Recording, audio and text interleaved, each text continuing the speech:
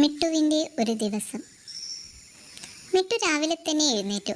പക്ഷേ തലേ ദിവസം രാത്രി വൈകുവോളം ഫോൺ നോക്കിയത് കൊണ്ട് അവന് നല്ല ക്ഷീണം തോന്നി. പിന്നീട് അവൻ പുറത്തേക്കിറങ്ങി. പെട്ടെന്നൊരാൾ വിളിച്ചു. ഹായ് മിട്ടു, ഞാൻ അമ്മു. നീ എങ്ങോട്ടാ ഈ രാവിലെ തന്നെ? ഹായ് അമ്മു, ഞാൻ ചുമ്മാ നടക്കാനിറങ്ങിയതാ. എങ്കിൽ വാ, എൻ്റെ വീട്ടിൽ ഒരു പുതിയ അതിഥി വന്നിട്ടുണ്ട്. നിനക്ക് കാണിച്ചു തരാം.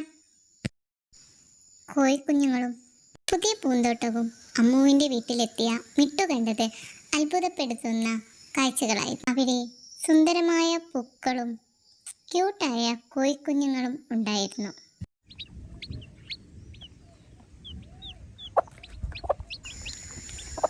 മിട്ടുവിന് ഫോണിലെ കളർഫുൾ കാഴ്ചകളേക്കാൾ യഥാർത്ഥ പ്രകൃതിയാണ് കൂടുതൽ ഇഷ്ടപ്പെട്ടത്.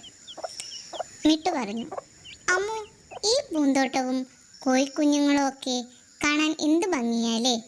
ഇന്നലെ രാത്രി ഞാൻ ഫോണിൽ ഒരുപാട് നേരം വീഡിയോ കണ്ടു. പക്ഷേ എനിക്ക് ഈ പ്രകൃതി കാണുമ്പോഴാണ് ശരിക്കുമുള്ള സന്തോഷം കിട്ടുന്നത്. അതേ മിട്ടു, കുറച്ച് സമയം ഫോൺ നോക്കുന്നത് കുഴപ്പമില്ല, പക്ഷേ ഒരുപാട് സമയം കളയരുത്. ഞാൻ പോട്ടെ അമ്മു, സന്ധ്യയായി. എന്നാൽ അങ്ങനെ ആട്ടെ മിട്ടു. Okay, bye. അങ്ങനെ മിട്ടു അവൻ്റെ വീട്ടിലേക്ക് മടങ്ങി.